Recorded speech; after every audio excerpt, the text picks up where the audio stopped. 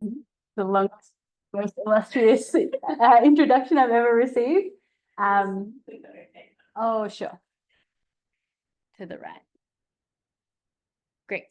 And yet I will just correct only one thing, which is that I didn't lead the whole hot water drilling. I led the oceanography team of one, but it was still a bit of a promotion for me. Okay, yeah, thanks so much for having me, and thanks to the CFP for hosting me for the week. I think I've nearly run out of vocal cords from all the great chats, but I wouldn't take any of them back. And yeah, it's really nice to be back at RSES. I have very fond memories. Okay, so yeah, I'm going to talk today about this idea of how oceans melt Antarctic ice shelves, and I'm going to do it using, as Adele mentioned, these really kind of engineering style model simulations. And I'm also going to cover some of my work like using observations to tackle the same problem. And yeah, thanks to the characters on the bottom of the page who have, had lots of input into this work over the years and have allowed this kind of, yeah, as Adele said, more collaborative projects to kind of spin off. Of course. Oh, there we go. Need my cursor back, sorry.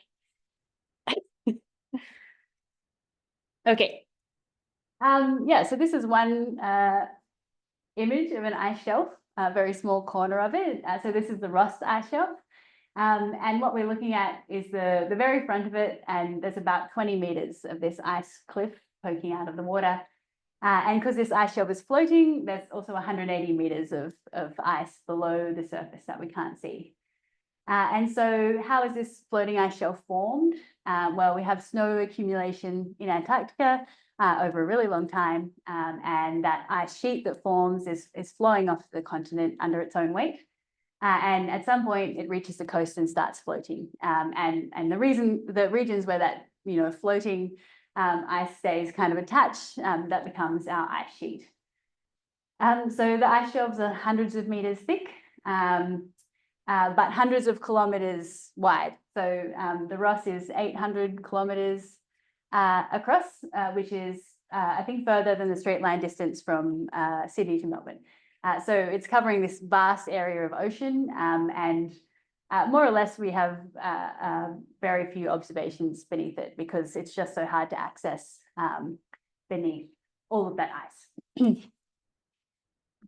This is another picture, I guess, about ice shelves. So the light grey, those are our floating ice shelves. And so that was the Ross that we saw just before. And then the Shackleton on the right-hand side, I'm going to talk about later. But yeah, these ice shelves make up sort of 10% of the ice sheet. Or conversely, if you want to think about them as ocean areas, that they account for sort of 30% of the continental shelf around Antarctica. So their role in this whole system is they're sort of regulating the flow of the grounded ice into the ocean. So they have this buttressing effect. And we know that if we thin or disintegrate the ice shelves, we see an acceleration of the grounded ice flowing into the ocean. And that raises sea levels. And so we know that through theory and observations and modeling. All right. So we also know that in many regions, the ice sheet is thinning and also the ice shelves. So that's what this figure is showing. Yeah, this could be useful. So that's what this figure is showing. The red color is regions where the ice surface is lowering. So this is from satellite altimetry. And the blue regions are areas that are thickening. But I guess note the very funky color bar on this. So we're losing a lot of ice in regions in West Antarctica especially, and then a bunch of hotspots in East Antarctica. And then we're also gaining some ice through increased accumulation in the middle of the continent. But in a net sense, Antarctica is losing ice and contributing to sea level. So this map, instead of showing the thinning, is showing the basal melting. So that's not the same thing because we can have melting of an ice shelf, but it can still be in steady state if we're replacing the same amount of ice through flow off the land or through snow accumulation. But we generally see that we have these high that we see have high basal melt rates in these areas where we saw ice loss from the continent.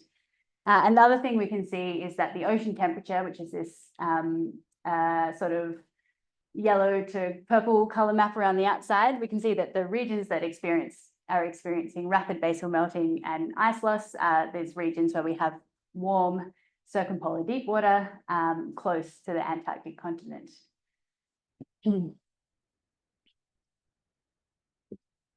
So yeah, I mean, the main reason we're kind of interested in better understanding basal melting is to improve projections of ice loss from Antarctica and its contribution to sea level rise. So I only noticed just before coming up here that because I've cut off the other axis on this plot, the sea level contribution is actually going down. So positive means that, going down means that sea level is rising. So that's a bit confusing. But anyway, what I really want to point out from this, which is a plot of Antarctica's projected contribution to sea level rise over the next 100 years or out to 2100.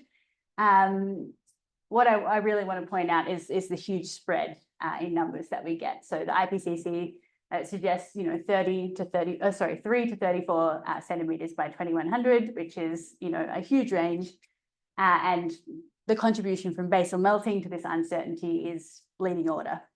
So that's one of the key reasons we want to understand more about how this process works and how to model it. Another reason is because of the effect of the ice that we lose from Antarctica in the ocean. So what this figure is showing is what happens to deep ocean ventilation over the next 50 years. If we add this if we add the ice loss from Antarctica into the ocean, we see that it has this effect of shutting down the deep ocean ventilation by about 40%, and decreasing bottom water formation. And then we get this corresponding change to the overturning circulation. So I guess long story short is that this basal melting process is really important for sea level and also for climate.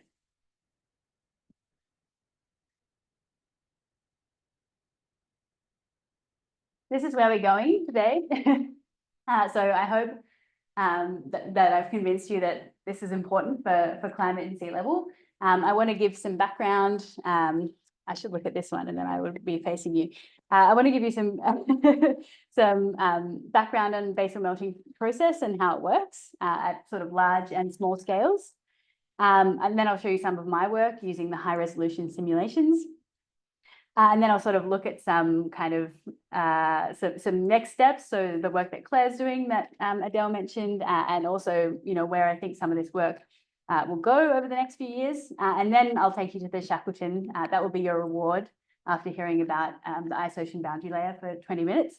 That will go and experience life in the field on the Shackleton and talk about, the process of collecting some of this information observationally. Okay. So this is our kind of idealized picture of basal melting and circulation within an ice shelf cavity. So yeah, we have the grounded ice sheet to the left, and then the floating portion is to the right, and beneath it is the ocean. And I guess the key process that's happening here is that the ice is melting, and it's producing this buoyant meltwater, and that meltwater is rising up along the underside of the ice shelf, and heading out, towards the sea. And so what that outflow is doing is actually then drawing in warm water at depth to kind of close this overturning circulation. So as well as that sort of two-dimensional picture of the circulation, we have a lot of three-dimensional flow features. We have tides, we have eddies, and we have sort of, features within the ice, like this channelized flow. But this is sort of our kind of simple picture of what's happening within an ice shelf cavity. So if we want to know what's happening with basal melting, one question that we need to answer is, what are the properties of the water that's making it into this ice shelf cavity? and how is it moving around? So that's one really important question that I'm not going to touch today until the very end. Today, what we're actually going to talk about is the details of the melting process that's happening right at the ice-ocean interface. So that's answering the question of if we have water with given properties, temperature, salinity, how much melting is it actually going to drive? So it's seemingly very simple question that we understand quite poorly. But we're getting there.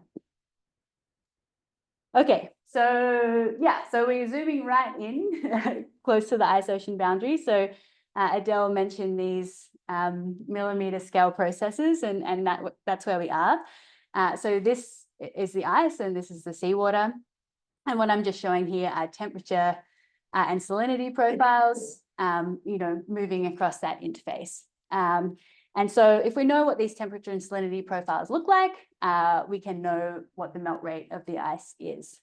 And we have another, I guess, bit of information, which is that, because this boundary is the boundary between melting and freezing, we know what we have a relationship between the temperature and the salinity at the ice-ocean interface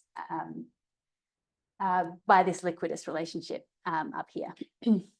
So what determines these profiles of temperature and salinity on the ocean side? Because that's the side we're going to focus on today.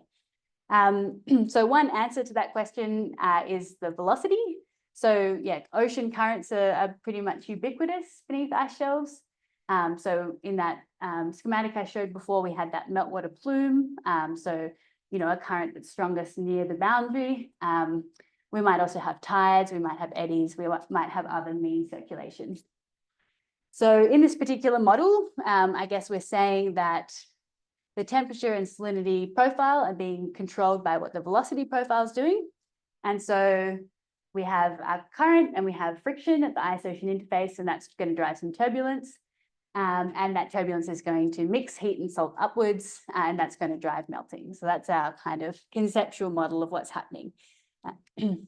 So, by kind of following this model through, we can get some equations describing the melting. So here we have the melt rate M as being proportional to something that we call the friction velocity. So that's related to this current speed U. We often model it with this equation down the bottom. And then also proportional to this this thermal driving term. So this is just the temperature difference between the ice and the mixed layer. So it tells us, do we have a lot of heat available for melting, or do we have not very much heat available for melting? So the reason we have two equations here, not just one, is because we actually also don't know what the interface properties are. So if we have these two equations, one talking about heat, one talking about salt, and then we have that liquidus relationship that I talked about before, we can solve those three equations for the melting and for the interface temperature and salinity and have a prediction about that. We've got some coefficients in there. And yeah, today I'm going to be talking about, I guess, a parameterization that is commonly used in the large scale models to predict melting. And that often uses these observationally constrained coefficients. So this is where someone's taken direct observations of melt rate and these other variables like current speed and temperature, and then tried to back out what these numbers should be.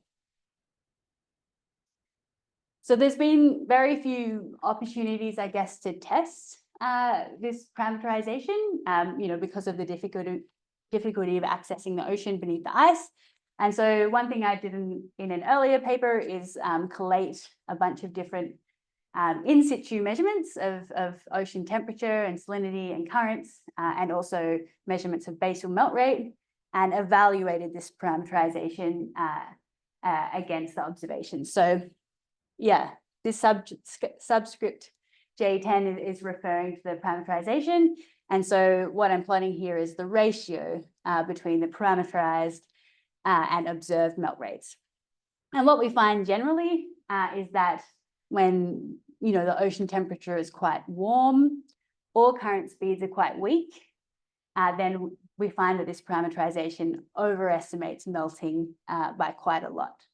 Whereas conversely, if we have these quite cold and energetic conditions, so these are similar conditions to to what we use to kind of get these original numbers, then the parameterization works quite well.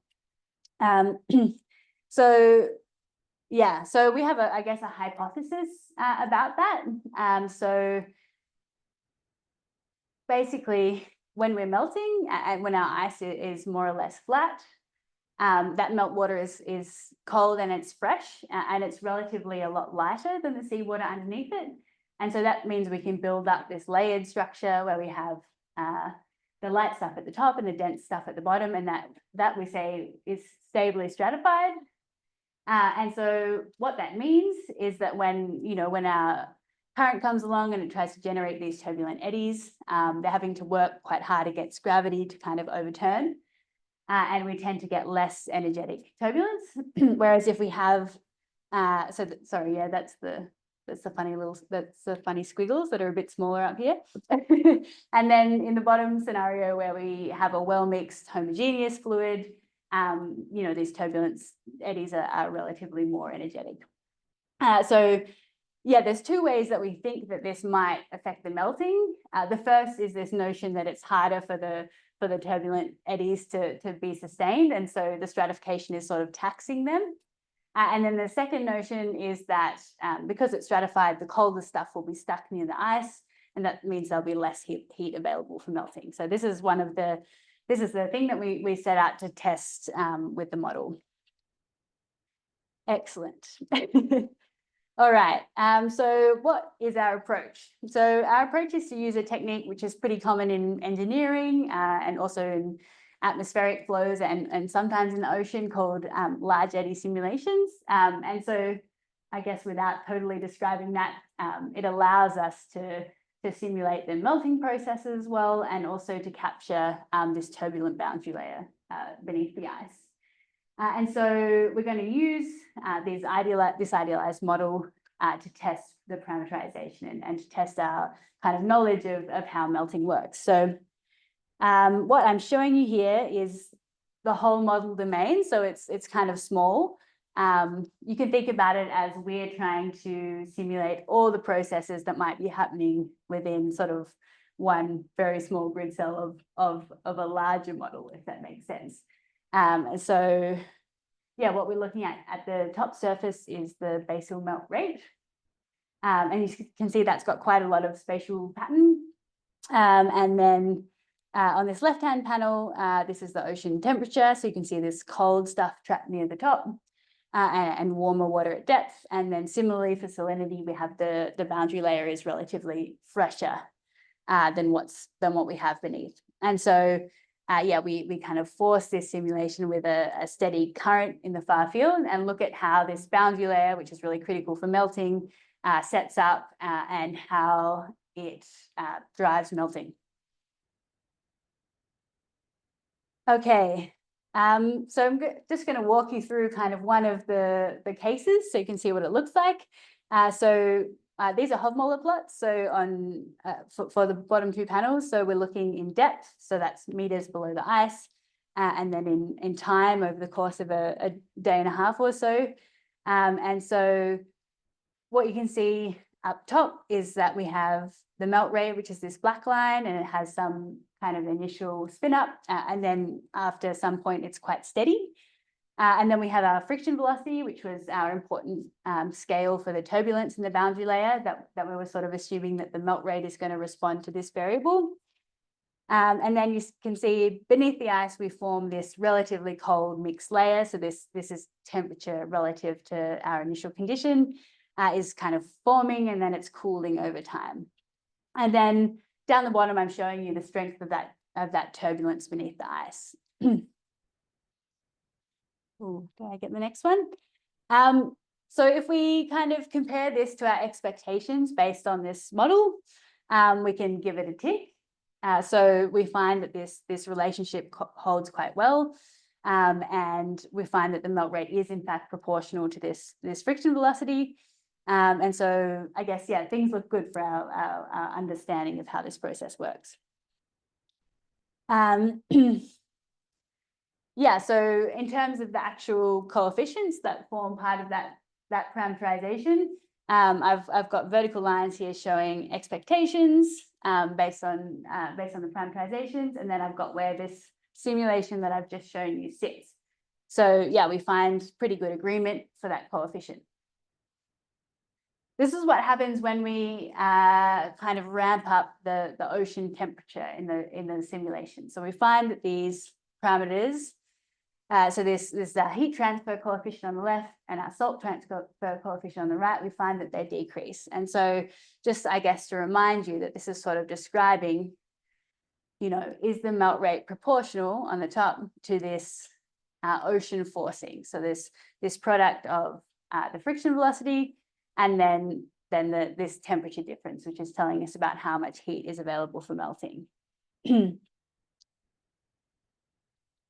Great. Okay, and so what am I plotting this parameter against? Yeah, it's sort of an alienating parameter to describe. I don't even know if I understand it, but but what it's really doing is it's telling us about the ratio of shear, so that shear is generating our turbulence, and it's kind of mixing that heat and salt. And then on the bottom is the buoyancy. So the buoyancy is that fresh meltwater that we're adding right at the top because of the melting. So what this ratio is telling us is how important is this shear relative to the buoyancy. And so if we have a really big L plus, so this is called the viscous Obukov scale, that's why I didn't want to say it. So if we have a big L plus, it means that, you know, we kind of expect to be living in this regime where current shear is controlling everything, but whereas if this parameter is small, we expect to see those stratification effects, and that's what's happening here. So as we decrease this parameter, we find that the heat and salt transport to the ice is much less efficient. Okay, we also see, I guess, a second effect, which I flagged before. So on the left-hand side, that's the simulation I showed you before. Energetic turbulence, lots of mixing. Whereas on the right-hand side, this is a case where we've turned up the temperature and we have more melting and we have more buoyancy being added to the water. And so what happens over time is that starts to kill the turbulence, which is being shown down here. And it also starts to build up the temperature stratification of the boundary layer. So that means that as time goes on, it becomes much cooler close to the ice, and we get this secondary effect where the stratification is actually, I guess, decreasing the temperature near the ice and decreasing this M in here. So this is another way, I guess, that we can decrease the melting due to the effect of stratification. Okay, so we got it. I mean, it works really well if you make the hypotheses after you do the experiment. So yeah, 2 big ticks there. So we were taxing our turbulent eddies and making the heat transport to the ice less efficient. So that's one effect. And then we have this second effect where we're trapping the meltwater next to the ice and getting less melting. Oh yeah, so and with regards to this model, to some extent it still works, but I guess we've bent it out of shape a little bit because you know, we I guess found this like reduced efficiency of heat transport to the ice, and we've found, I guess, that we don't really form this mixed layer very well, and so that has implications for how much heat is available for melting. Okay. So yeah, it occurred to me before I gave this talk that I tried to make, you know, I perceive that turbulence is a bit unsexy. And so I thought, well, how can I make it fun? And then I thought I'll call it a tax. I'll call this about talk about tax. That'll make it fun. Anyway, all right. So I talked about the turbulence, sorry, the stratification taxing the turbulence. And this is what it looks like. So this is a quantity that's sort of measuring how much energy is being, you know, sapped up by the kind of effort of mixing up this background stratification. So that's what this B is. That's all you need to know about B. But you know, as we sort of, you know, kept trying to understand what's happening at warmer ocean temperatures, we get this. So now B is no longer negative. Instead, B is positive. And what that means is that, you know, our melting process is actually giving energy to the turbulence. It's generating turbulence. And so I guess the way that this happens is we need some convective process to emerge. And so I guess when I say convection, I mean, what do I mean? I mean flow driven by buoyancy. So the fact that we have this light water. But the interesting thing about getting convection here is that, you know, the meltwater that we're adding to the top of the ocean is actually buoyant. It's lighter. So that's kind of unusual. But we have to recall in all of this that that the meltwater is fresh, so it's buoyant, but it's also cold. And so the tendency for that cooling signal will be actually to drive convection. And so, oh yeah, this is probably, we'll stay here, sorry. And so, yeah, what's actually happening here is that this cooling that's happening right at the ice ocean interface is sort of propagating away and diffusing into the fluid faster than that freshening signal that we have. And so right near the ice ocean interface, the fluid is still stably stratified, but as we get further away, it starts to become unstable because of this temperature effect, and then we get convection. So when we look at the melting that happens when we have this convective process which happens, we see something totally different to what we saw before. So before, we saw that after some initial spin up, the melt rate was steady and it was proportional to this friction velocity scale. And so what we find for this other double diffusive convection process is that the melt rate just keeps on decreasing. So, and it decreases with time to the -1/2. And it doesn't respond at all to changing the flow speed and changing the friction velocity. It also does another really cool thing. It also does another really cool thing is it forms these awesome like layered structures, which we call thermohaline staircases. So we get these sharp gradients and then these well-mixed layers in between. Okay, so yeah, in this particular situation, I guess we've totally broken our model of that shear melting that we were trying to validate. And we found this other diffusive convective melting process where we get this layered structure beneath the ice. And this has actually been seen in observations beneath warm ice shelves, such as George VI in West Antarctica.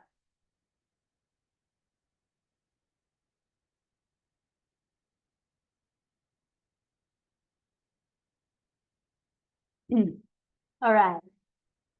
So the next thing that we were able to do with all of these model runs was to try and kind of map out when these different effects might be important. So when I showed you that observational comparison before, I guess we saw that at warm temperatures and at weak current speeds, our parameterization was doing a bad job at predicting the melt rates. And I guess now we have an insight into why. So yeah, this is a more fun rendering of the real plot. But you can see that when we have these warm temperatures and weak currents, we see this diffusive convective process come to play. When we have really cold conditions or really energetic tidal currents or other currents, that shear melting model works quite well. And then in the middle, we have this regime, I guess, where stratification is kind of decreasing the melt rate compared to our expectations based on the parameterizations. Oh, yep. Okay, so here I'm going to talk very briefly about Claire's work, and only very briefly because I hope that she'll talk to you about it at some point or already has. So yeah, this notion of of stratification playing a role in reducing heat and salt transport to the ice is something that we were able to, I guess, kind of empirically describe, and Claire's included it in MOM6, so in an ocean model with ice shelves, to see what the effect is on this cavity scale circulation with respect to the melting. So this is the model domain that she's used. So it's a configuration that's used for ice shelf model intercomparisons. And so, yeah, it's got the ice shelf and then the ocean, and then up at the top, sorry, I've got to go back left.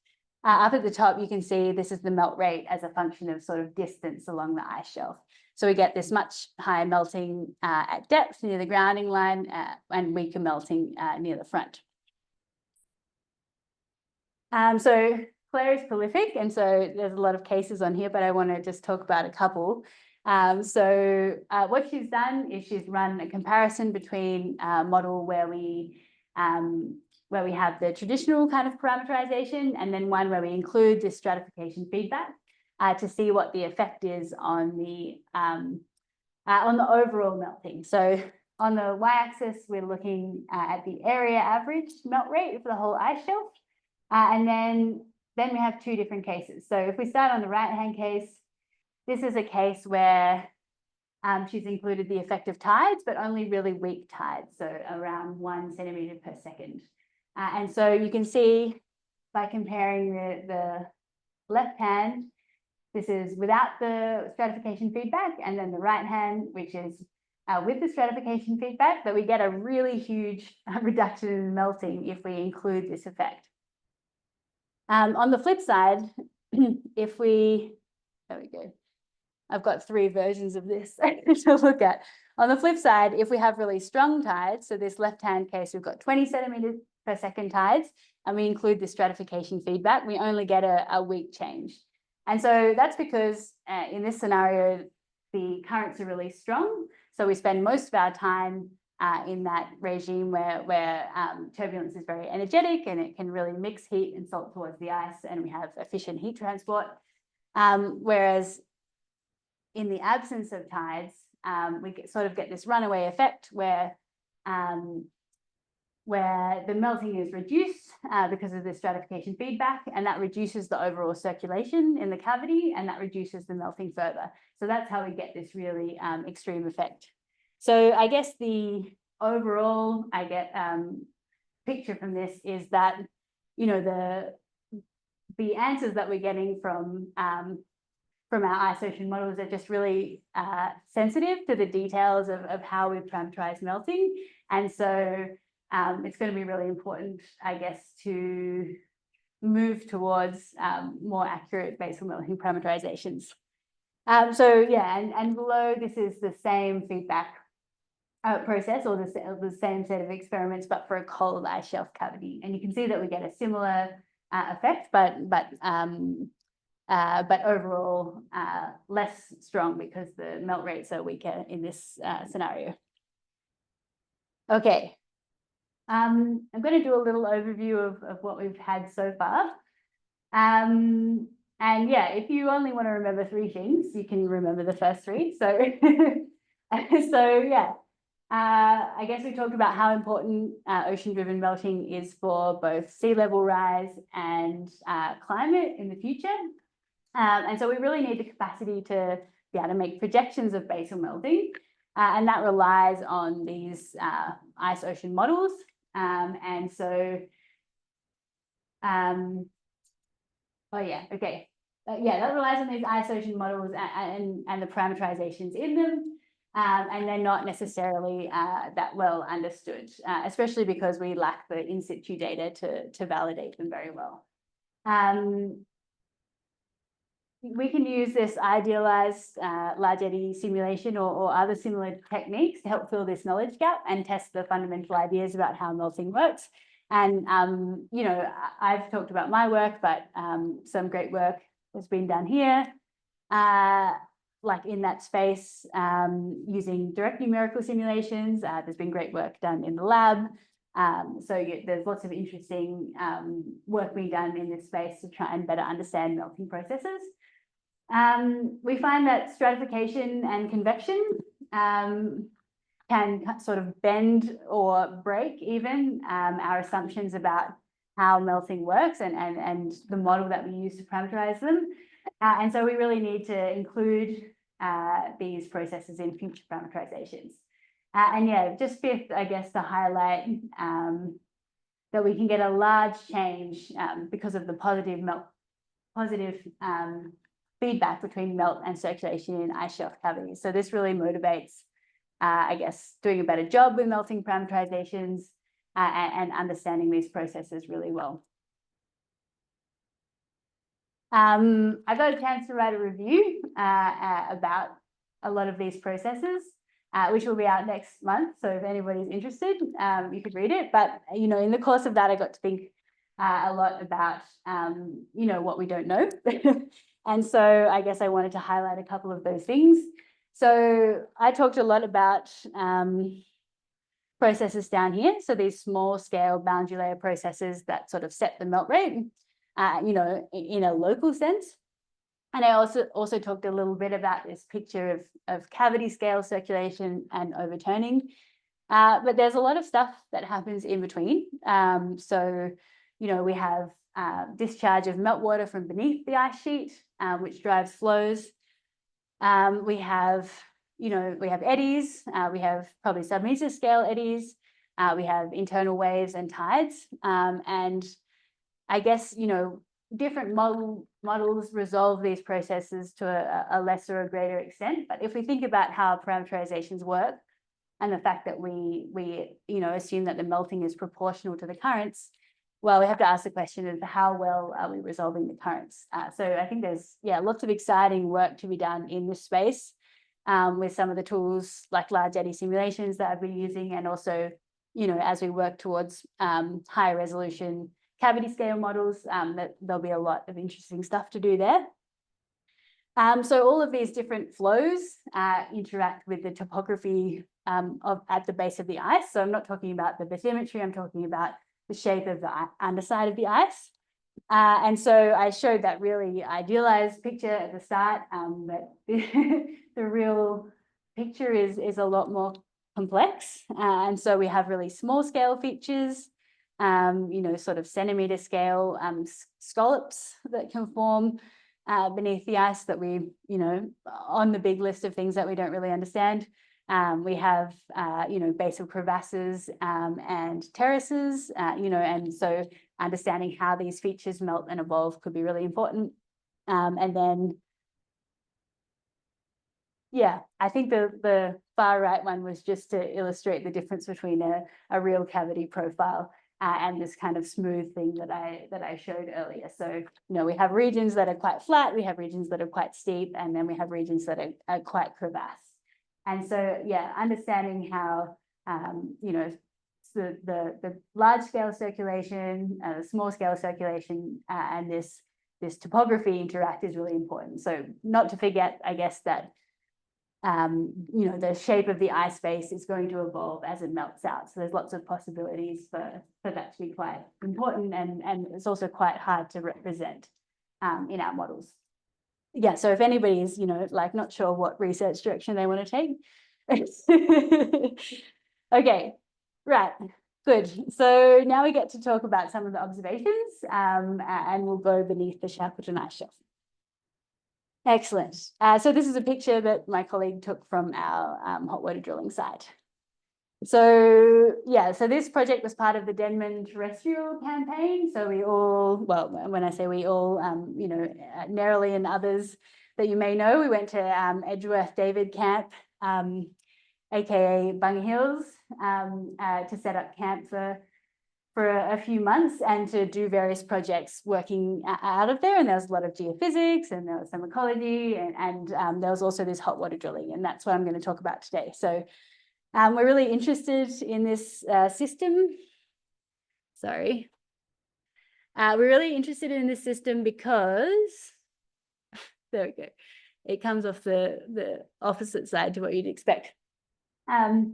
yeah, we're really interested in the like Denman-Shackleton system because the ice catchment that feeds this region holds like 1.5 meters of potential sea level rise, all funneling through this really deep trough. And there's been, a bunch of studies reporting kind of changes in what the Denman's doing in recent years. So, for example, they've reported really high melt rates at the grounding line of the ice shelf and movement of the grounding line as well. So this is the site that we went out to.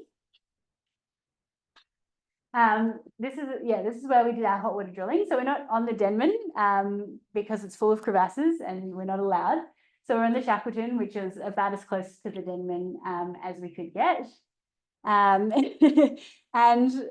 yeah, I guess before I move on, I want to point out, so the Shackleton is relatively thin, so about 200 meters thick. You can see that, you can loosely see that from this color bar. So this light blue, we're looking at about 200 meters, but the Denman nearby, it's quite deep, especially in the middle, or quite thick, up to sort of 500 or 600 meters in the center over here. And that may or may not be important later. So we had two, on the ocean side of things, we had two objectives for the season. So the first one was to sort of try and characterize what water masses were making it into the cavity. And that's because, there we go. That's because there was a recent study showing that we have this warm circumpolar deep water sitting near the front of the Denman. So I apologize that this is now 90 degrees. So north is now up. And so this is that glacier tongue poking out into the ocean. And then these kind of scatter points are showing the ocean temperature near the seafloor. And so you can see that quite close to the glacier tongue, we have, a bunch of points that are at sort of 0 degrees. And that might not seem warm, but it's actually really warm in this context. And it's especially warm because if you're at depth, the freezing temperature is actually lower. And so that means that you have even more potential to do melting with this water. So we were interested in whether this water was getting beneath the Shackleton Ice Shelf. And another question that we had is more along the lines of what I've been talking about before. So we had an instrument to measure the basal melt rate. So it's a radar unit that sits on the surface. And it sort of, sends a signal down and you get a reflection from the base of the ice shelf. And so we were hoping over time that we can measure the basal melt rate. And we also had a mooring to deploy. And so we had instruments to measure that temperature and salinity and velocity just outside the boundary layer so that we can, again, better understand how we should be parameterizing melting and how it works. This is my how to drill an ice shelf slide. So the first step is you need to arrive and set up camp. And so this was our home for a month. So you can see these are our little sleeping tents, and then we have a toilet tent and a sort of cooking, eating, gear store, science, data processing, anything you can imagine, movie watching during blizzards tent over here. So the second thing you have to do is you have to melt a lot of water, which is actually pretty challenging. So we sort of, it happened in stages. So we start out with a small snow melter tank, and then that's sort of the seed for our big tank, and we pour that in and we start throwing in blocks and we fire up all these pumps and burners to get water circulating and to melt it.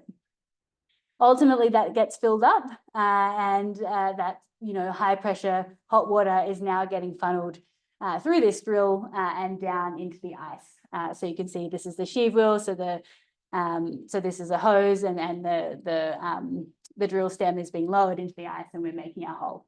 And then I guess I don't know what this fourth picture was supposed to be about, but you keep doing that for quite a long time. So we were a really small team, which meant we had to do the drilling in a lot of stages, which isn't ideal. Often these operations would happen around the clock. but we were just too small of a team to support it. So it means at the end of the day, you pack everything up, flush it out with black hole, and then, start again the next day. I wanted to give you a bit of a taste of going through the ice shelf, from a GoPro eye view.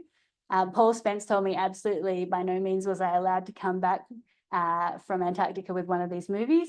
Apologies to everyone that doesn't know him. That was anyway. So like any good GoPro movies, we should get to see up Dwayne's nose for a little while. So this is Dwayne White from the University of Canberra. And he was part of this project, and he was really excited to collect sediment cores from the seafloor. We start going down through the ice shelf. So you can see it's still dry. So this is the water level is obviously not sitting at the top of the ice shelf. It's sitting at sort of 20-ish meters below the ice. You can see, like, because of the internal layers in the ice, it doesn't melt out very evenly when we lower at a constant rate, but it melts out kind of differentially. Here we make it into the water, and someone's done some nice editing, so it's not going to take hours.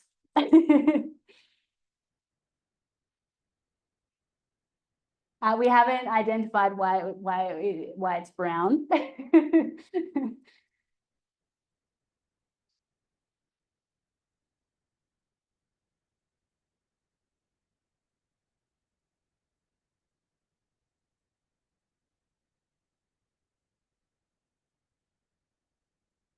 And at some point we should see, these are little ice crystals that are forming in the water. So one of the challenges with this whole thing is you drill through the ice, and then as soon as you're through, as soon as you stop drilling, basically the water wants to start freezing. And the first way it does this is forming these little ice crystals in the water, which can stick to all your equipment, they can stick to the sides of the hole. And so once you make this hole, you're kind of operating on borrowed time.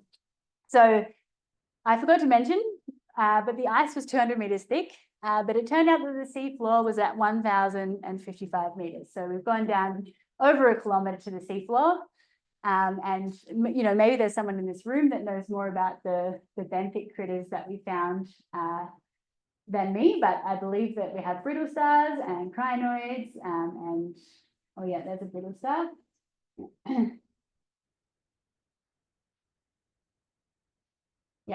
Anyway.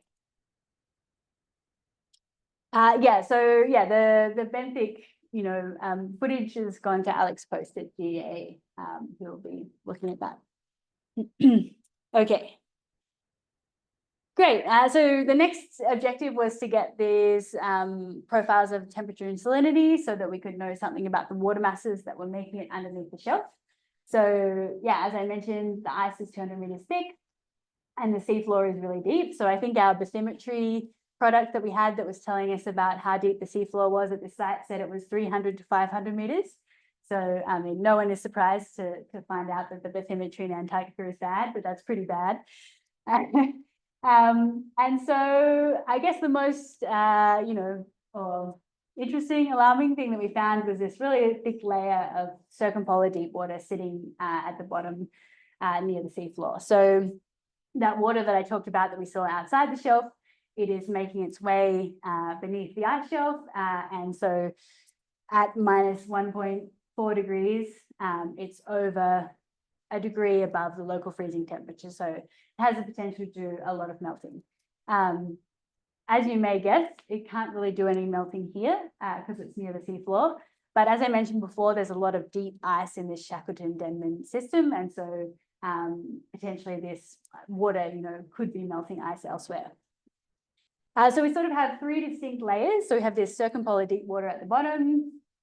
And then in the middle, we have a sort of modified version of this. And so without kind of showing too much, we know basically how the properties of temperature and salinity kind of evolve when you mix in ice shelf meltwater. We have like a nice relationship for that. And so from that, we can tell that this water in this middle section has been interacting with the ice somewhere and it has a lot of ice shelf meltwater mixed through it. And so we sort of hypothesize that that's happening nearby at the Denman Glacier, where there's a lot of deep ice.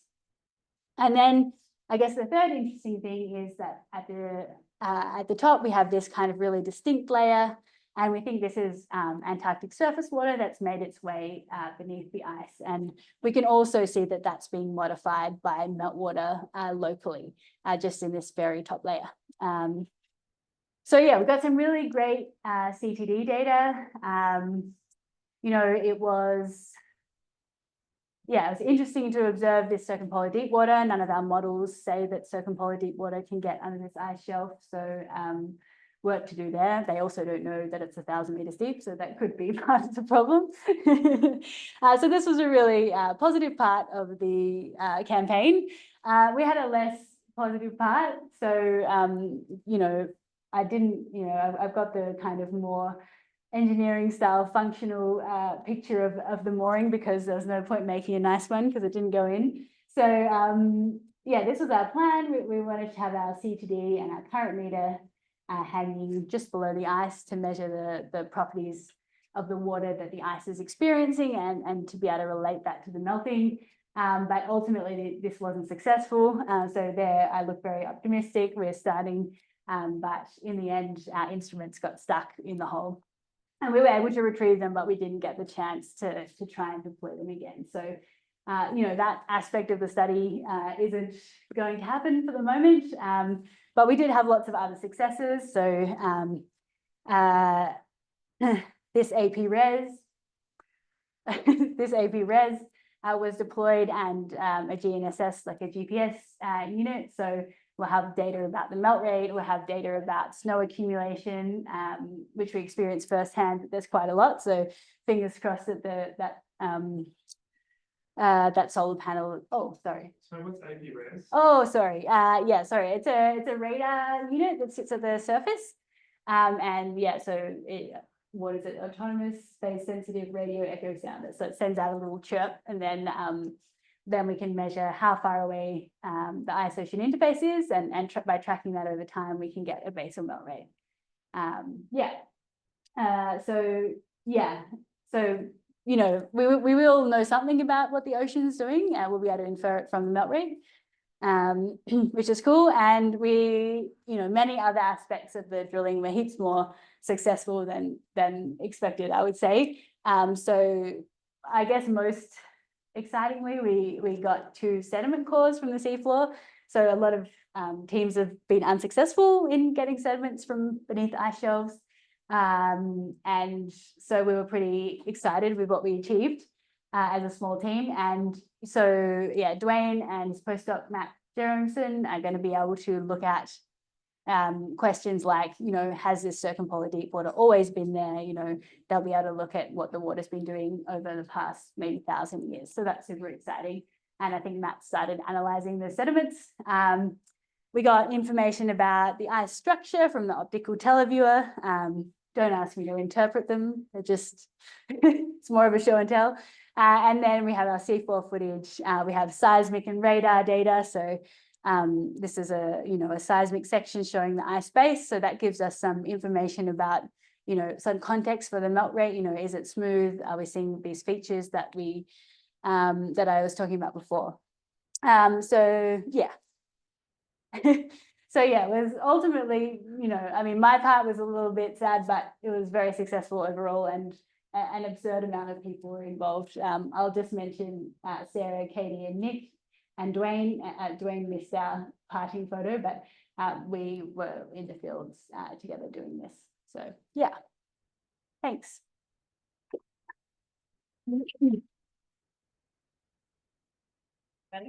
Great.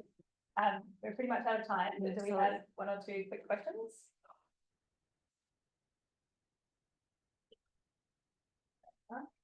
Thanks a lot. That's great. Your engineering code, you have a kind of perfectly flat interface for the ice.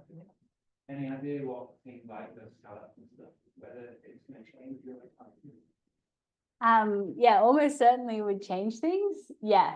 I mean, I guess like the first guess would be that the scallops are sort of rough, and so they should kind of enhance the turbulence and enhance the melting.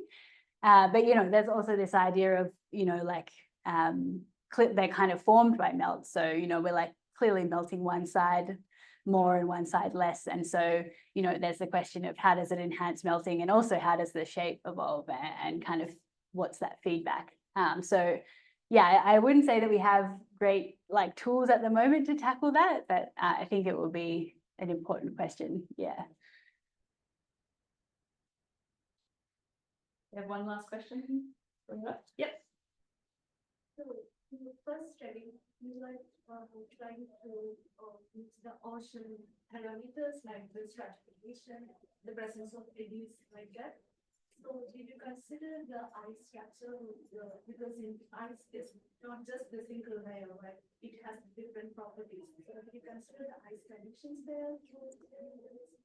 Yeah, that's a great question. We don't consider like change in ice structure, but I did sort of gloss over the fact that you know, the ice sheet also has this temperature profile, and so there's also this you know, part of the heat that's arriving at the interface is actually being lost to the ice shelf.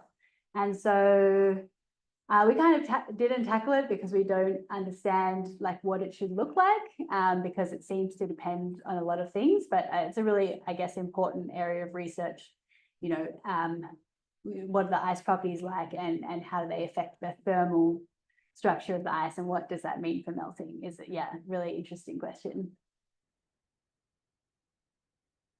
Quick one. Okay, very last. So the sorts of measurements you're taking, can they estimate the temperature profile within the ice from as you're drilling, or is there any way to do that? I mean, I know you're destroying particularly during the hot water, anything they do. Yeah, that was actually a failure that I didn't bring up. So we wanted to deploy, you know, as well as the mooring, a distributed temperature sensing fiber, and so that has a box at the top, and basically, especially if you have the CTDs and you can tie it to something that can tell you like pretty much, I think, sub-meter resolution, depending on, you know, a few things, what the temperature profile of the ice is. So that would have been a really valuable part of the. Yeah, and because I was so strung up about getting the mooring in, it's quite possibly my fault that we don't have that. Great, and we'll finish up there in case we need to get off the meetings, but hang around and ask any more questions if you have them. Let's thank Maddie again.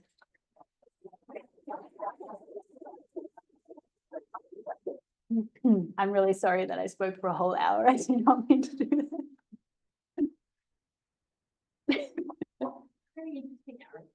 Oh, good, thanks.